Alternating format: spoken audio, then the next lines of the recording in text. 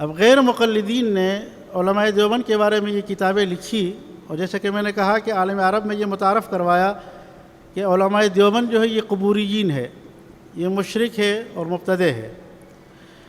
اچھا، اس کے بالمقابل جو بریلوی حضرات ہیں انہوں نے پھر علماء دیوبند کے خلاف کتابیں لکھی، اور اس میں انہوں نے لکھا کہ یہ لوگ وہابی ہے، گستاخ رسول ہے، گستاخ اولیاء ہے۔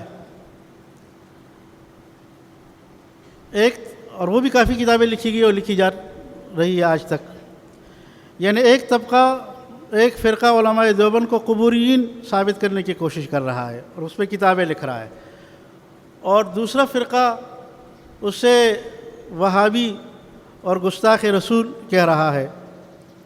وہابی تو عبدالوہاب نجدی رحمہ اللہ کی طرف نسبت ہے، تو وہ نجدیوں کی طرف جو نسبت کرتے ہیں تو وہابی کہہ دیتے ہیں، اور مقصد ان کا یہ ہوتا ہے کہ یہ گستاخ رسول ہے۔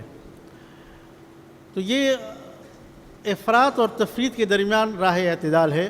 علماء دیوبند کا جو مسلک ہے بنیادی طور پر وہ مسلک اعتدال ہے۔ مجھے چونکہ مختصر سا وقت دیا گیا ہے، یہ بڑا لمبا طویل موضوع ہے، لیکن میں یہ بتلانا چاہ رہا ہوں کہ یہ جو مسلک اعتدال کا ہے، عقیدے کے اندر بھی یہ اعتدال ہونا چاہیے۔ اگر کوئی اللہ کے نبی کو، اللہ کے ولی کو نبی مان دے یا نبی کے اندر الوہیت کی صفات ثابت کر دے تو یہ عقیدے کی خرابی ہے، گمراہی ہے۔ اعتدال ہر چیز میں ہونی چاہیے، عقیدت کے اندر بھی اعتدال ہونا چاہیے۔ بہت ساری خرابیاں اس لیے آتی ہے کہ عقیدت میں غلو کر لیتے ہیں، اور جو احکام ہے اس کے اندر بھی اعتدال ہونا چاہیے۔ سنت کو واجب کا درجہ نہیں دینا چاہیے، واجب کو فرض کا درجہ نہیں دینا چاہیے۔